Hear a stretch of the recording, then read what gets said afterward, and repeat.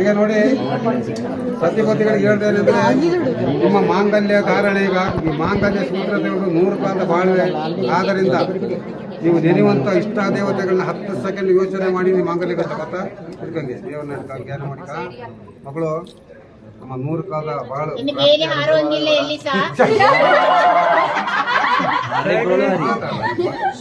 ಹತ್ತು ಕುಟುಂಬ ದೇವ ಸಭೆ ಸಮಸ್ತರ ಸಂಕಟ ಕೇಳಿ ಗಾರ ಮಂಟಪದಲ್ಲಿ ಬೆಳಗುತ್ತಿರುವಂತಹ ದೇವಿಗೆ ಮುಂದುಗಡೆ ಯಮನ ಗೋತ್ರದ ವಿನಯಕಾಂತ ಎಂಬುವರನ್ನು 100 ಗೋತ್ರದ ಡೀನಾ ಎಂಬ ವಧುವಿಗೆ ಮಾಂಗಲ್ಯ ಕಟ್ಟುವಂತವೇ.